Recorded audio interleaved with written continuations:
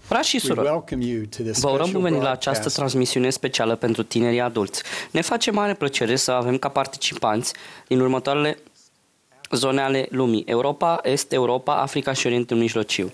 Astăzi suntem binecuvântați să avem alături de noi pe vârstnicul Quentin Cook din Corul celor 12 apostoli și pe soția sa, sora Mary Cook. Una dintre responsabilitățile concrete ale vârstnicului Cook în calitatea sa de membru al celor 12 este de a supraveghea zona Est Europa. Participă de asemenea vârstnicul Marcus B. Nash, director executiv al Departamentului Misionari, care a slujit în trecut în calitate de președinte al zonei Vest Africa, și vârstnicul Gary B. Sabin, director executiv adjunct al Departamentului Templu, care a slujit în trecut în calitate de președinte al zonei Europa. Eu sunt vârstnicul Carl B. Cook și am fost rugat să conduc această adunare. Sunt binecuvântat să lucrez atât cu zona Europa, cât și cu zona Est Europa, în cadrul însărcinării mele actuale în președinția celor 70 și pentru că am slujit în trecut în zona Sud-Est Africa. După cum puteți vedea, noi toți avem legături cu zonele voastre. Vă iubim și ne face mare plăcere să fim cu voi. Muzica și rugăciunile de astăzi ne-au fost asigurate din zonele voastre. Vom începe cu un număr muzical, Să ne bucurăm, interpretat de un grup din Episcopia Nuneaton, Anglia. După numărul muzical, Patricia San Martin din Vanderbilt Park, Africa de Sud, va rosti rugăciunea de deschidere.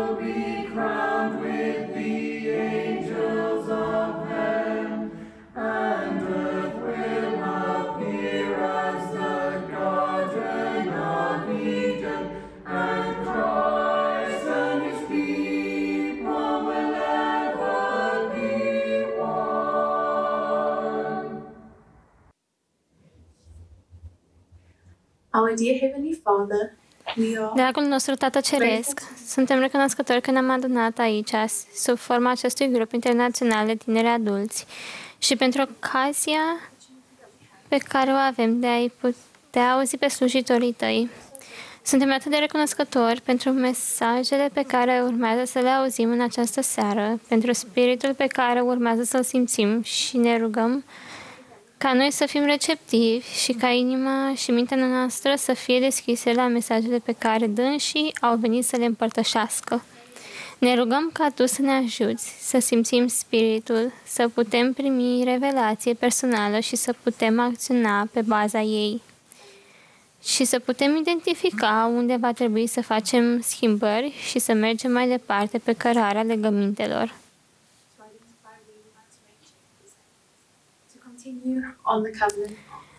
Ne rugăm ca Tu să-i binecuvântezi pe toți vorbitorii din această seară, ca dânsii să-și poată împărtăși mesajele prin spirit și ca dânsii să poată împărtăși mesajele pe care Tu le-ai pus în inima dumnealor. Tată, lăsăm toate acestea în voia Ta și spunem toate acestea în numele Lui Iisus Hristos. Amin.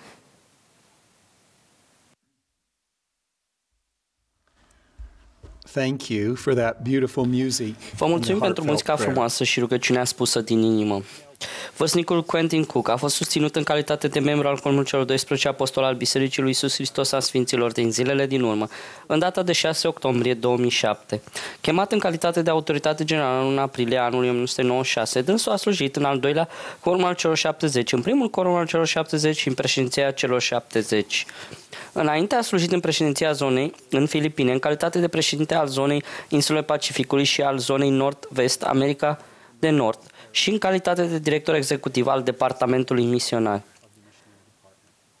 Înainte de chemarea sa în calitate de autoritate generală, dânsul a slujit de asemenea în cadrul bisericii ca misionar cu timp de plin în misiunea britanică și în calitate de episcop, președinte de țăruș al țărușului San Francisco, California, ca reprezentant regional și autoritatea zonei în zona vest, America de Nord.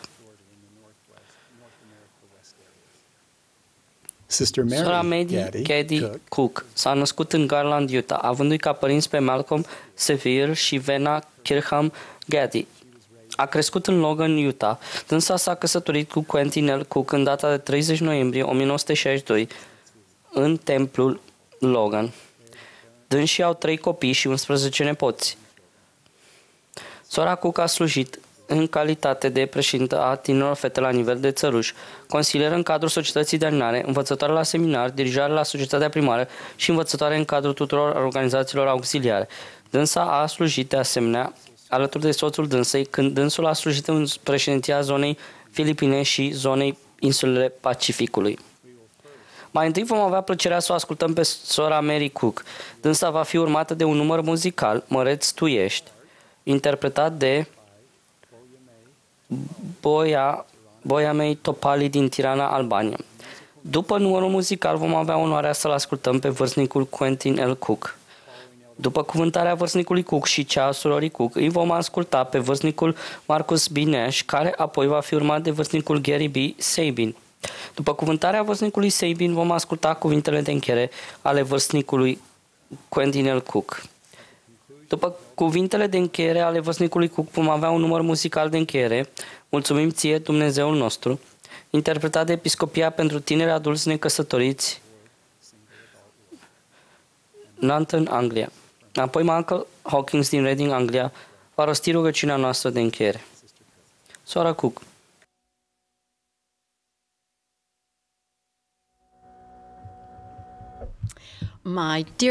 Dragii mei prieteni tineri, suntem atât de binecuvântați să avem Evanghelia restaurată a lui Iisus Hristos în viața noastră și profeți în viață care să ne îndrume.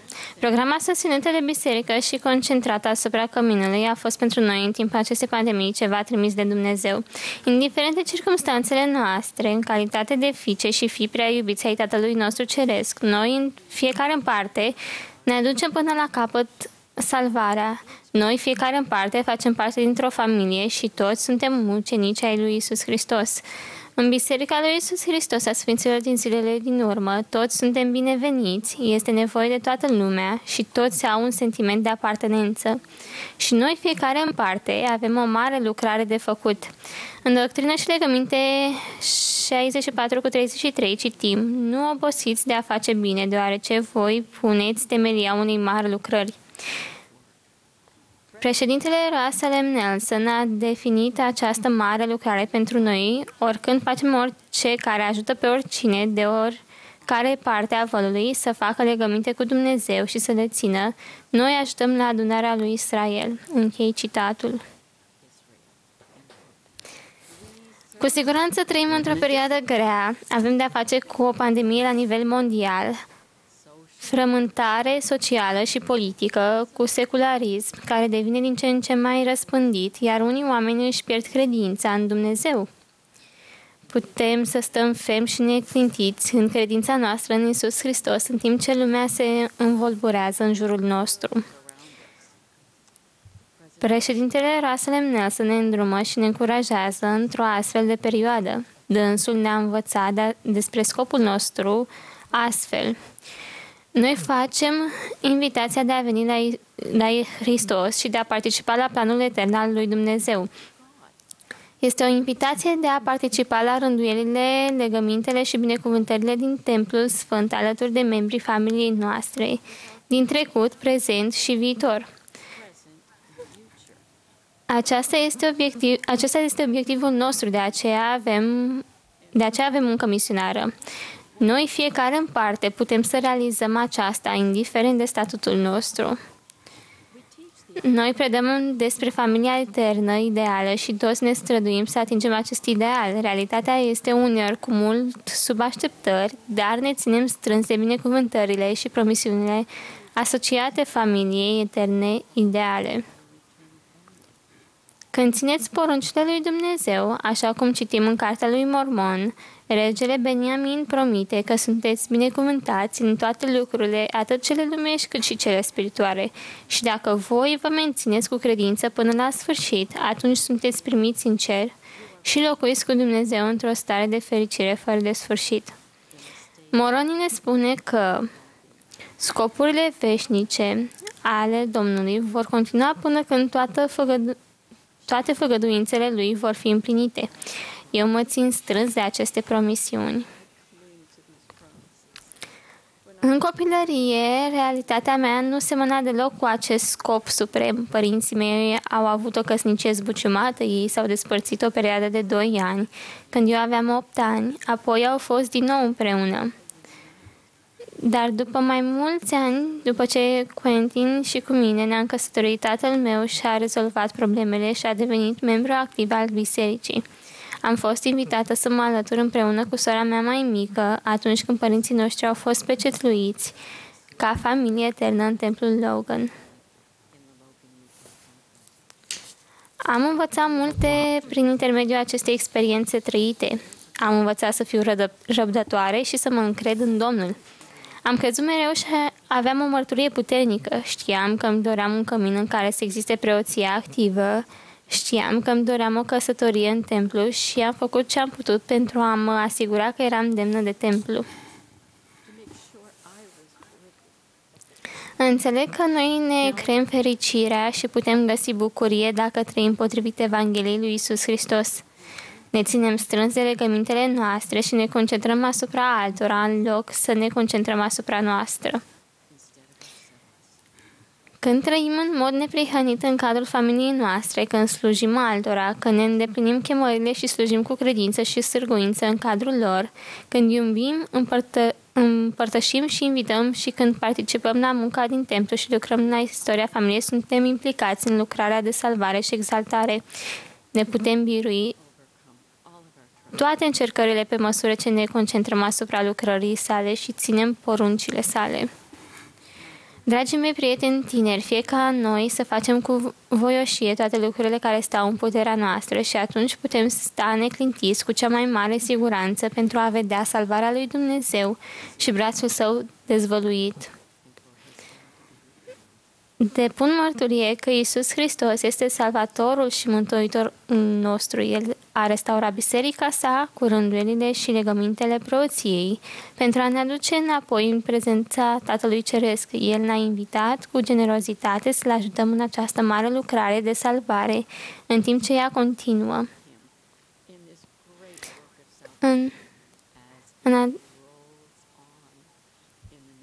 În numele Lui Iisus Hristos, amin.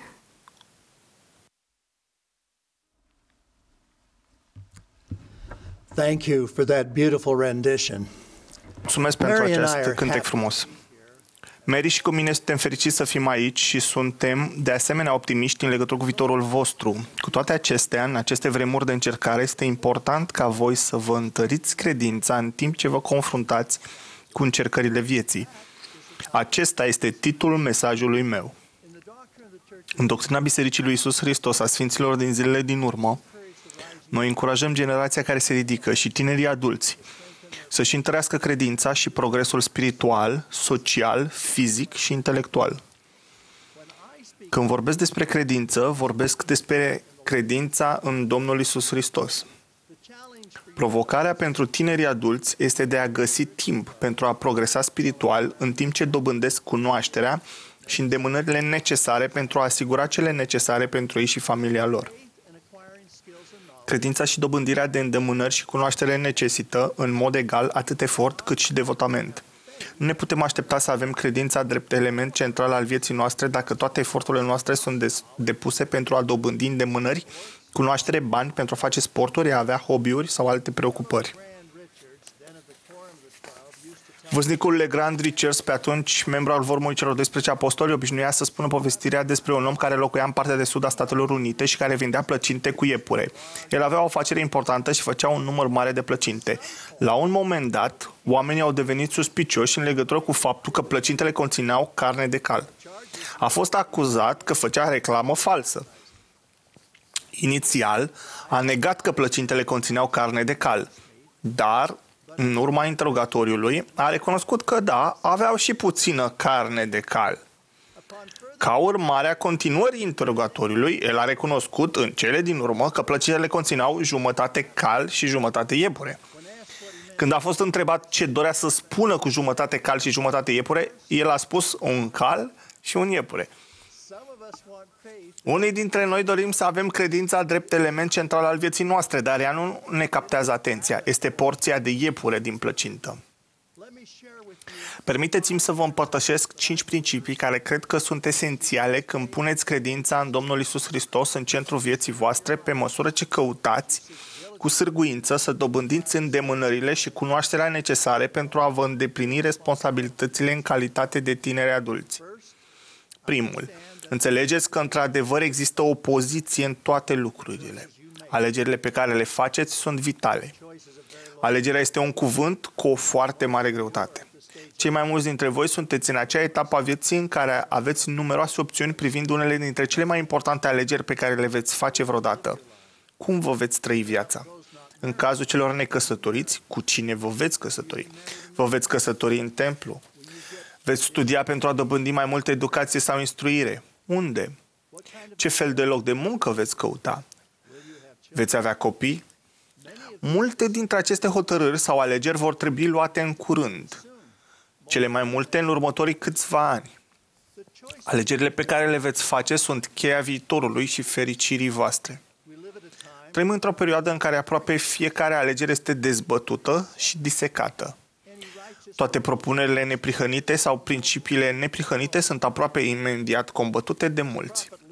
Aproape de sfârșitul vieții sale, profetul Lehi ne-a învățat căci trebuie să fie o opoziție în toate lucrurile. Având în vedere războiul din cer în legătură cu planul salvării, nu este surprinzător că principiile religioase care au fost propovăduite în această ultimă dispensație sunt atacate cu o cruzime acerbă. Dar pentru a nu ne descuraja, să ne aducem aminte rezultatul războiului din cer și rezultatul care știm că se va produce la a doua venire a lui Hristos. Hotărârile grele cu care vă confruntați astăzi implică alegeri și comportament individuale, iar aceste alegeri pot fi făcute și urmate. Dar să nu fiți distrași de raționare sau diversiuni. Cu mulți ani în urmă, Robert K. Thomas, care mai mulți ani a fost vicepreședinte pe aspecte academice ale Universității Brigham Young, a vorbit despre un poem emoționant al lui John Holmes. Poemul descrie un constructor de corăbii în vârstă, surd, din New England, care îl învăța pe Holmes, în tinerețea sa, cum să construiască o corabie. Holmes ajunge să înțeleagă cu forța unui glas care îi țipă în ureche că, indiferent cum o construiești, corabia ta trebuie să plutească.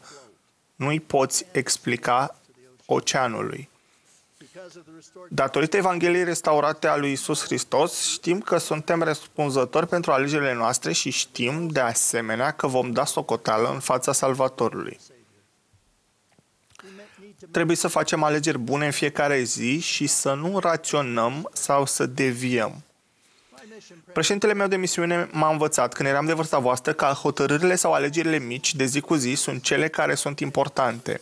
El mi-a adus la cunoștință câteva sfaturi minunate ale unui predicator protestant remarcabil din orașul New York. El m-a învățat, citez: "O, sufletul meu, uită-te la drumul pe care pășești. Cel care ridică de jos capătul unui băț, îl ridică și pe celălalt. Cel care alege începutul unui drum, alege locul în care duce acesta. Mijloacele sunt cele care determină sfârșitul." Am încheiat citatul. Am găsit aceste sfaturi ca fiind adevărate și mi-au fost foarte utile de-a lungul vieții. La vârsta voastră sunt multe alegeri și hotărâri în legătură cu care să vă faceți griji. Unii dintre voi sunt căsătoriți, alții nu. Așadar, priviți alegerile care sunt importante pentru voi din perspective diferite. Doresc să știți și vă depun mărturie că veți primi îndrumare de la Domnul dacă pășiți pe căile sale și trăiți potrivit poruncilor sale. Marele profet Lehi a rostit membrilor familiei sale această implorare legată de alegere. Doresc ca voi să vă uitați la Marele Mijlocitor și să ascultați poruncile lui mari și să fiți credincioși cuvintelor lui și să alegeți viața veșnică, potrivit cu voința Spiritului lui Sfânt. Vă provoc să înțelegeți că există o opoziție în toate lucrurile și că alegerile pe care le faceți sunt vitale. Al doilea principiu este acela de a vă întări propria mărturie ca temelie pentru toate alegerile pe care le faceți. Temelia pentru fiecare hotărâre importantă pe care o veți lua și alegerea importantă pe care o veți face este mărturia voastră despre Iisus Hristos și restaurarea Evangheliei sale prin profetul Joseph Smith. Cartea lui Mormon este un element esențial al acelei mărturii. Soția mea, Mary, și cu mine am avut marele privilegiu de a-i însoți pe președintele Russell M. Nelson și pe soția sa, Wendy, în America de Sud, în luna august anului 2019. Mi-a plăcut foarte mult cum a prezentat președintele Nelson Cartea lui Mormon președintelui țării pe care am vizitat-o. Președintele Nelson i-a dăruit un exemplar al Cărții lui Mormon cu coperți din piele, numele președintelui țării fiind scris pe copertă. Când președintele Nelson i-a înmânat cartea, i-a explicat că volumul Cartea lui Mormon este istoria de 1000 de ani a unora dintre locuitorii din vechime ai meleagurilor americane. Președintele Nelson a precizat că, deoarece este o istorie, nu este ca o carte în care există un început și un sfârșit, care să fie citite din scoarță în scoarță. Președintele Nelson l-a informat pe acest conducător că Salvatorul Iisus Hristos a vizitat meleagurile americane și că ar fi de preferat să înceapă să citească din acel loc din Cartea lui Mormon. Președintele Nelson l-a rugat pe acest conducător respectabil să citească introducerea capitolului 11 din 3 Nefi. Aici citim: Tatăl depune mărturie despre Fiul Său prea iubit. Hristos apare și proclamă ispășirea sa. Oamenii simt semnele rănilor în mâinile Lui, în tălpile Lui și în coasta Lui. Ei strigă Ozana. El stabilește felul în care să fie botezul. Spiritul de neînțelegere este de la diavol. Doctrina lui Hristos este ca oamenii să creadă și să fie botezați și să primească Duhul Sfânt. Circa 34 după Hristos. Conducătorul acelei țări a fost în mod evident impresionat când a citit introducerea cu glas tare. Cartea lui Mormon este o mărturie puternică despre Iisus Hristos și conține poruncile și învățăturile sale. Citirea acestei cărți sublime vă va întări dorința de a trăi potrivit poruncilor sale și vă va oferi o mărturie puternică despre realitatea vie a Fiului lui Dumnezeu. Mulți dintre voi, dacă nu cei mai mulți, aveți o mărturie. Noi, fiecare în parte, avem nevoie de o mărturie personală. Președintele Joseph F. Smith a spus: o greșeală care trebuie evitată de sfinți, tineri sau în vârstă, este tendința de a trăi pe baza unei lumini împrumutate și de a permite luminii din ei să fie reflectată, nu originală.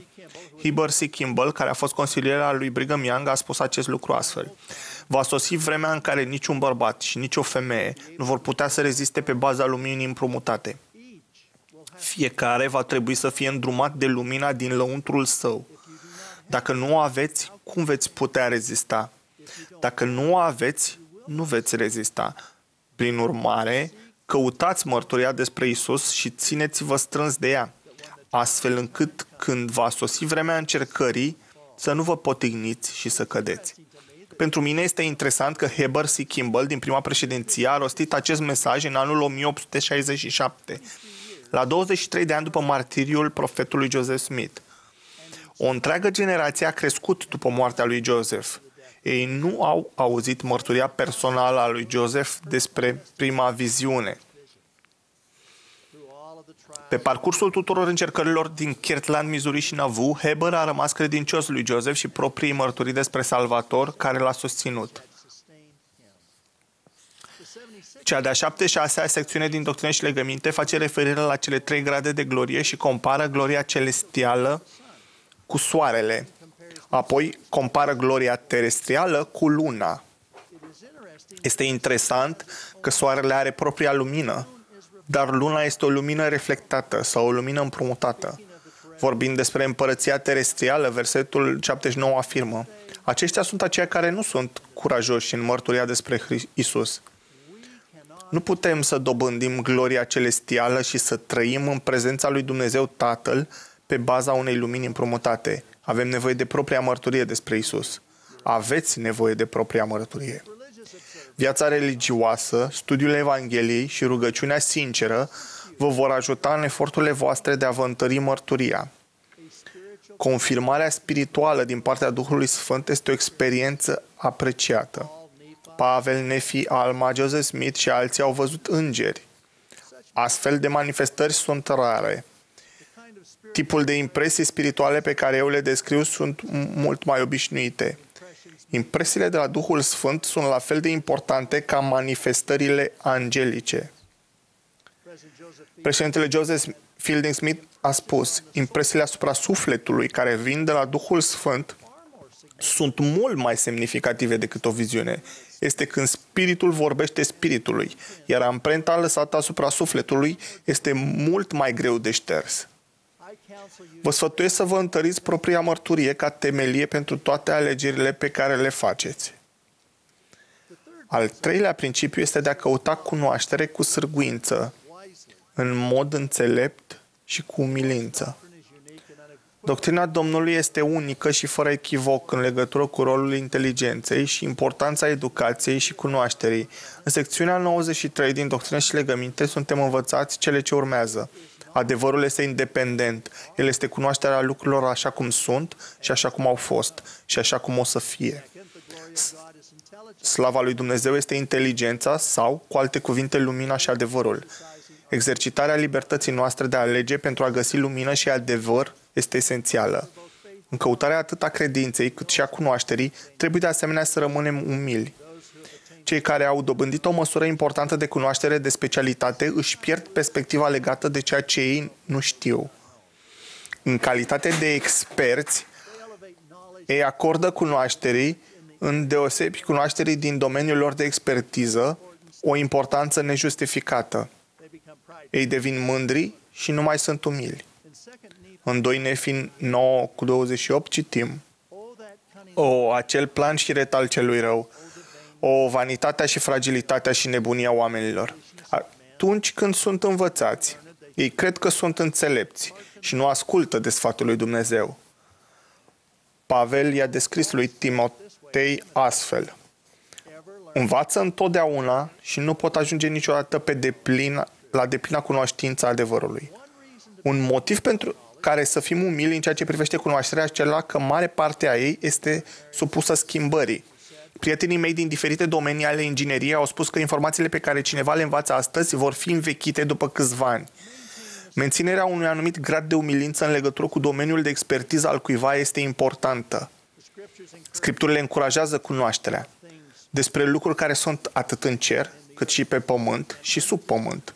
Lucruri care au fost, lucruri care sunt, lucruri care trebuie să se întâmple curând, lucruri care sunt acasă, lucruri care sunt în străinătate. Războaie și nedumerire ale națiunilor și judecățile care sunt în țară și, de asemenea, o cunoaștere a țărilor și a împărățiilor. Cunoașterea în toate domeniile este importantă. Nu subestimați importanța cunoașterii și îndemânărilor care vă vor permite, în primul rând, să vă întemeiați o familie, să învățați și să-i binecuvântați pe membrii ei. Suntem în mod deosebit norocos că trăim într-o epocă în care a fost revelată atât de multă cunoaștere. Biserica și lucrarea Domnului sunt principalele beneficiare a multor lucruri care se întâmplă. Trebuie să fim parte a acesteia, dar și a întregii cunoașteri. Aduceți-vă aminte, slava lui Dumnezeu este inteligența. Președintele Russell M. Nelson a fost un pionier în dezvoltarea chirurgiei pe cor deschis, lucru care i-a binecuvântat foarte mult pe cei care trăiesc în aceste vremuri. Am fost împreună în insulele din Pacific pentru o adunare de instruire la nivel de zonă. Vârstnicul Nelson era atunci membru al Forumului celor 12. L-am întrebat despre acea istorie incredibilă și rolul său în ea. Am discutat despre aceasta o vreme și, apoi, vârstnicul Nelson a declarat umil: cât de minunat este că Domnul, care cunoaște totul, ne oferă marea bucurie de a descoperi anumite porțiuni ale cunoașterii. În 2 Nefi 9:29 citim: dar este bine să fie învățați dacă ascultă de sfaturile lui Dumnezeu. Cunoașterea a fost mereu importantă, iar astăzi suntem binecuvântați cu mijloacele tehnice care entuziasmează. Cu siguranță, această revoluție a tehnicii oferă beneficii uriașe bisericii și semenilor noștri. Cunoașterea, veche sau nouă, este importantă. Vă provoc să căutați cunoaștere și îndemânări importante cu sârguință, în mod înțelept și cu umilință. Al patrulea principiu este acela de a urma sfatul profetului când faceți alegeri. Acum câțiva ani, sora Cook și cu mine eram în Vavau, în insulele Tongane. Eu tocmai vorbisem despre faptul de a-l urma pe profet în cadrul sesiunii generale a conferinței de țăruși. La prânzul care a urmat conferinței am stat lângă un distins patriarh în vârstă. El mi-a spus cât de recunoscător era să audă ce preda profetul. El mi-a împărtășit următoarea relatare. Vavau, care este o insulă relativ mică, are parte, de obicei, de suficientă ploaie. Dar în mod periodic sunt și secete aspre. Insula are strâmtori înguste sau golfuri lungi, aproape ca niște canale care se înduiesc prin insulă sub dealuri abrupte. Când seceta a lăsat satul fără apă, a fost un singur mod prin care ei puteau să-și procure apă potabilă și să rămână în viață. De-a lungul secolelor, ei au descoperit că apa potabilă curgea în jos prin formațiuni stâncoase în munți și ieșea la suprafață în câteva locuri în ocean. Bărbații tongani plecau în bărcile lor mici alături de un vârstnic înțelept care stătea într-un capăt al bărcii și căuta locul potrivit. Tinerii puternici din barcă stăteau pregătiți cu recipiente pentru a se scufunda adânc în apa oceanului. Când ajungeau în locul potrivit, înțeleptul își ridica ambele mâini spre cer. Acela era semnul. Tinerii puternici săreau din barcă și se scufundau cât de adânc puteau și umpleau recipientele cu apă potabilă de izvor. Acest patriarh în vârstă a asemănat această tradiție salvatoare de vieți cu apele vii ale Evangheliei lui Iisus Hristos și pe acel înțelept cu profetul lui Dumnezeu de acum de pe pământ. El a spus că apa era pură, potabilă și, în situația lor de secetă, salvatoare de vieți. Dar nu era ușor de găsit. Nu era vizibilă ochiului neinstruit. Acest patriarh dorea să știe tot ce preda profetul. Trăim într-o perioadă nesigură. Lumea are nevoie disperată de apa potabilă de izvor, care este Evanghelia lui Iisus Hristos. Războiul spiritual pentru sufletele omului este dezlănțuit și există un număr tot mai mic de oameni care ne susțin poziția. Profeții nu vorbesc doar pentru prezent. Ei ne oferă sfaturi care ne vor binecuvânta pe noi și pe copiii noștri în viitor și de-a lungul eternităților. Dacă îl urmăm pe profet, putem privi către viitor cu mult optimism. Când mă uit la slujirea președintelui Nelson, cred că avem un motiv întemeiat să fim optimiști. În anul 1984, când președintele Nelson era o autoritate generală nouă, erau aproximativ 5,6 milioane de membri. Astăzi sunt aproape 17 milioane de membri. Putem să realizăm și mai mult. Președintele Nelson este marele conducător pentru generația noastră. Dânsul este profetul nostru. Trebuie să înțelegem cât de dificil a devenit războiul pentru sufletele oamenilor și să ne luăm din nou angajamentul de a urma sfatul său. Cel mai urgent apel lansat de președintele Nelson către noi a fost de a aduna pe Israel de ambele părți ale vălului. L-am rugat pe vârstnicul Marcul B. Nash, fost președinte al zonei Vest-Africa și în prezent director executiv al Departamentului Misionar, să ne împărtășească unele gânduri despre cum putem să iubim, să împărtășim și să invităm în mod eficient. De asemenea, l-am rugat pe vârstnicul Gary B. Sabin, fost președinte al zonei Europa și în prezent membru al Comitetului Executiv al Departamentului Templu și Istoria Familiei, să împărtășească unele gânduri despre lucrarea pentru cei aflați de partea cealaltă a vălului.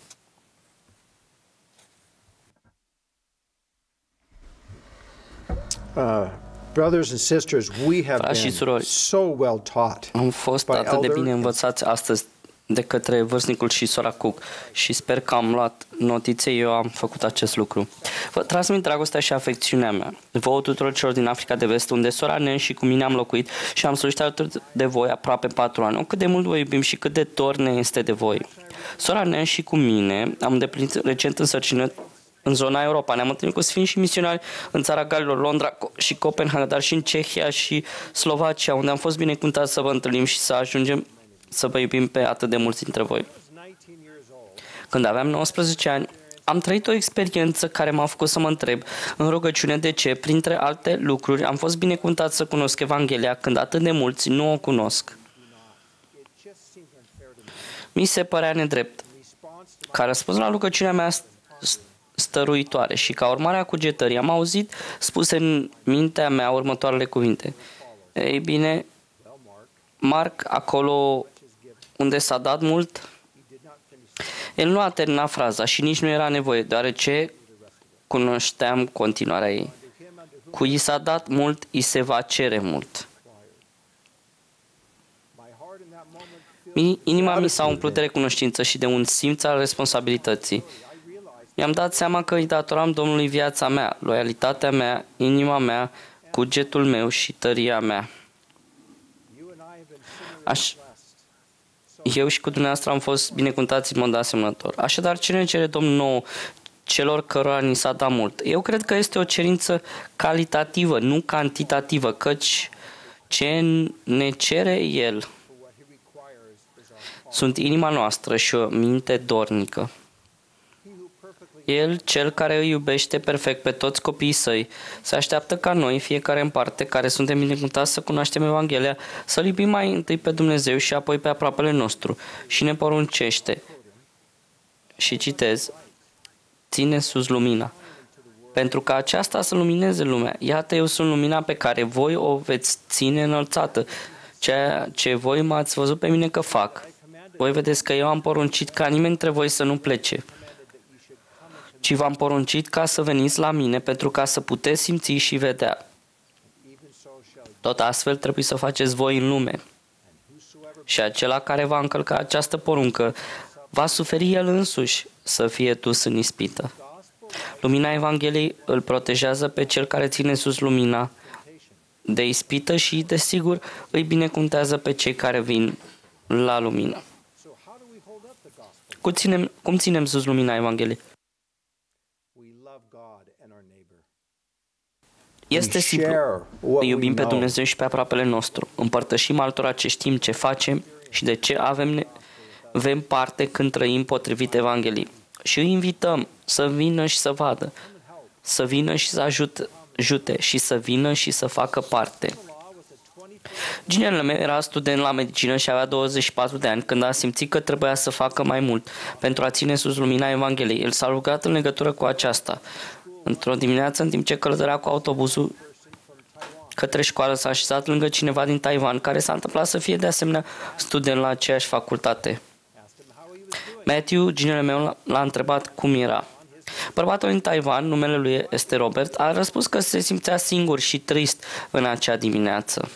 Matthew a spus, ar trebui să vii cu mine la biserică. Robert a întrebat când și unde își avea biserica adunarea. Matthew i-a spus când și unde avea să fie adunarea și a stabilit să-l întâlnească acolo duminica următoare.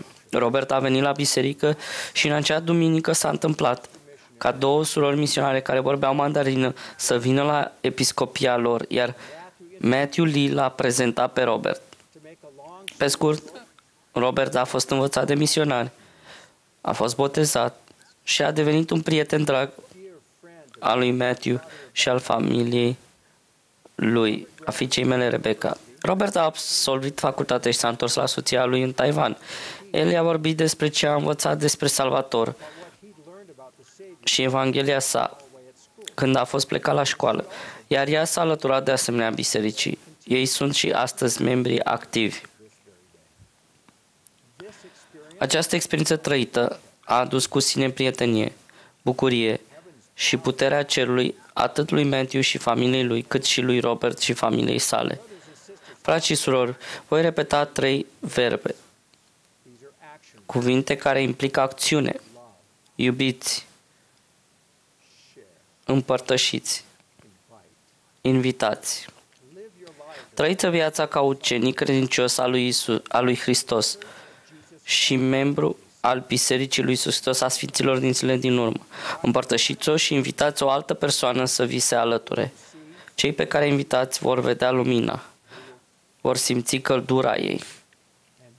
Mulți o vor accepta pentru binecuvântarea și bucuria lor eterne și pentru marea voastră bucurie.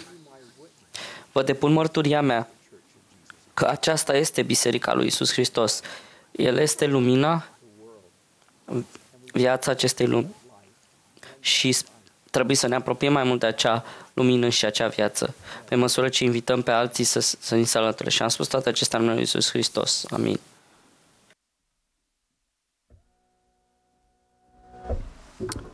My dear brothers and sisters, dragi frați și surori, este o onoare să vă vorbesc astăzi. Sora Sabin și cu mine ne-am întors recent dintr-o slujire de 5 ani în zona Europa. Și ne-am bucurat foarte mult de mesajul vârstnicului Naștea Adineauri.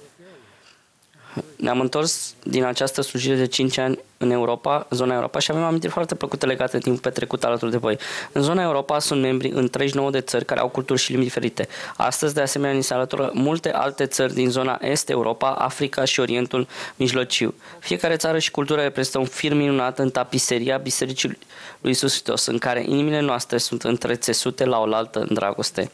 În timp ce eram în Europa, am fost martor la dedicarea templelor Freiberg și Frankfurt, dedicarea templelor Paris, Roma și Lisabona, la ceremonia prelăjită de primele săpături pentru templul Praia, Capul Verde și la anunțarea templelor Budapesta, Viena, Bruxelles și Oslo. În această perioadă, templele Kinshasa și Durban au fost dedicate și alte 9 temple au fost anunțate pentru Africa, dar și temple în Dubai, Rusia și în multe alte părți ale lumii. Acesta este un timp în care profeția despre temple în întreaga lume începe să se împlinească. Cu 265 de temple în funcțiune, construcții s-au anunțate, multe altele urmând. Una dintre noile mele însărcinări în orașul Salt Lake este de a lucra în departamentul temple, templul fiind locul în care este entuziasmant să fie în aceste zile. Frați și surori, noi toți suntem ființe eterne care trăiesc experiența vieții muritoare. Singurul motiv pentru care construim temple și case de întrunire, trimitem misionari în lume sau avem adunări ca aceasta este pentru că sufletul este etern. În timpul uneia dintre sesiunile de dedicare a templului Roma, l-am observat pe președintele Ox uitându-se intens la cor în timp ce acesta cânta. Când corul a terminat, dânsul s-a ridicat și a spus că se va abate de la cuvântarea pe care o pregătise. A dorit să împărtășească faptul că, deși numărase 16 membri în cor, s-au auzit mai mult de 16 voci. În acel moment, mai mulți membri ai corului au început să plângă. Președintele Ox nu știa, însă soțul uneia dintre surorile care cântau în cor își pierduse viața într-un eveniment tragic înainte de dedicare. El repetase cu corul și este foarte posibil să se fi întors alături de alții pentru a-l face cu adevărat un cor ceresc.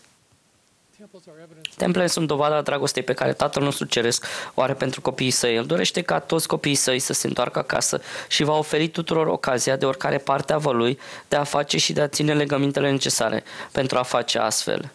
Dragostea și corectitudinea care stau la baza lucrării înfăptuite pentru cineva mort sunt în acord cu fiecare inimă dreaptă. Un exemplu privind acest sentiment de confirmare a venit din partea președintelui Portugaliei, care auzind despre doctrina prin botezul pentru cei morți în timpul casei deschise pentru templul Lisabona, s-a întors către mine și a exclamat: acest lucru este bun, eu cred aceasta. Președintele Nelson a împărtășit o experiență care confirmă cât de interesant sunt membrii de cetației familiei noastre de faptul de a-și primi rândurile salvării din templu. Președintele și sora Nelson au trimis la templu numele lui Annie McIntyre pentru ca lucrarea pentru ea să fie înfăptuită. Când numele lui Annie a apărut pe monitorul de lângă bazinul de botez, tânăra fată care era botezată pentru și în folosul ei a exclamat: o cunosc pe acea femeie, a venit la mine noaptea trecută într-un vis și mi-a spus că voi fi botezată astăzi pentru ea. Dragi prieteni, templul asigură legătura între cer și pământ. Este ca o scară pe care cei care ne-au precedat în lumea spirituală coboară la noi, în timp ce noi urcăm la ei. Pe lângă faptul de a oferi binecuvântări ale legămintelor celor care s-au dus înaintea noastră, templul este un far de lumină spiritual pentru noi aici, în viața muritoare. În temple învățăm pe deplin despre identitatea noastră, despre scopul nostru și despre cărarea legămintelor care ne va duce înapoi la căminul nostru ceresc. Binecuvântarea supremă a templului este de a lega cupluri și familii la oaltă pentru eternitate. Expresia obișnuită spusă la oficierea unei căsătorii, până când moartea ne va despărți, nu se regăsește în pecetluirea în templu. În timp ce eram în Europa, am observat că pe podurile din multe țări sunt puse sute de lacăte mici. Fiecare a fost semnat de membrii câte unui cuplu, care apoi și-au aruncat cheia în râu pentru a da relațiilor sensul unei legături sigure. În realitate, noi știm că singura legătură adevărată care va dăinui mult după ce lacătele și podurile vor fi ruginit se găsește prin faptul de a fi credincioși legămintelor făcute în templu. Cu mulți ani în urmă am discutat cu viitorul nostru ginere când el s-a logodit cu fiica noastră Jennifer. Ea fusese supusă unui dublu transplant de plămâni cu câțiva ani înainte, iar viitorul ei era foarte incert. Când l-am întrebat pe logodnicul ei Patrick dacă înțelegea situația și dacă era pregătit pentru ea, el a răspuns: nu contează dacă o am aici ca soție doar pentru o săptămână, atâta timp cât o voi avea pentru totdeauna. Ce alinare este să știm că relațiile pot fi eterne și că toată lumea se poate bucura de această binecuvântare, fie în această viață, fie în următoarea, datorită puterii de pecetluire care se găsește în templele sfinte. Sunt recunoscător pentru binecuvântările minunate și confirmările pe care Evanghelia le oferă. Datorită prea iubitului nostru Tată Ceresc, Salvatorului nostru, nu trebuie să ne temem, ci să fim plini de multă speranță, chiar și în mijlocul încercărilor vieții muritoare. Vă las mărturia mea că Dumnezeu este Tatăl, Iisus este Hristosul și că noi suntem conduși de profeți în viața astăzi. Și dacă urmăm sfatul lor, putem să ne bucurăm de pace în această viață și de viața eternă în viața următoare. În numele Sacru al Iisus Hristos. Amin. Thank you, Elder Nash and Elder Vă Sabin, mulțumim, for those, stimate vârstnic Nash și stimate vârstnic Sabin. Foarte inspirate și minunate remarci ați făcut. Ultimul principiu este să trăiți în așa fel încât binecuvântările ispășirii lui Iisus Hristos să poată fi pe deplin eficiente în viața voastră. Raționalizarea alegerilor greșite nu va fi eficientă, dar pocăința da. Cei care se pocăiesc vor fi în mod deosebit binecuvântați de Iisus Hristos și de ispășirea sa. Fără ispășirea Salvatorului, principiul etern al dreptății va necesita pedeapsă. Datorită ispășirii Salvatorului, mila poate triumfa în cazul celor care s-au pocăit și le permite să se întoarcă în prezența lui Dumnezeu. Am înțeles prima dată semnificația deplină a sacrificiului ispășitor al lui Hristos când bunicul meu era pe moarte. Aveam 26 de ani și studiam pentru examenul de admitere în Barrow, în California, pentru a practica avocatura.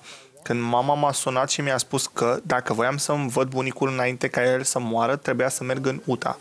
Bunicul meu, care avea 86 de ani, era foarte bolnav. S-a bucurat foarte mult să mă vadă și și-a împărtășit mărturia. Își făcea griji în legătură cu 3 lucruri. Își iubea foarte mult cei 10 copii. Ei toți erau oameni buni. Dorea ca ei toți să fie demni de a intra în templu. Tatăl său fusese unul dintre acei tineri care au dus în brațe membrii companiei de cărucioare Martin prin apele reci ca gheața ale râului Sweetwater. Tatăl său a murit când bunicul meu avea 3 ani, iar el aștepta cu nerăbdare să-l vadă și spera ca tatăl său și alți membri ai familiei să fie mulțumiți de cum și-a trăit viața.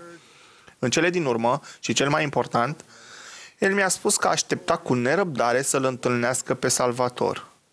El a făcut referire la Salvator ca fiind păzitorul porții, o trimitere la 2 Nefii 9:41.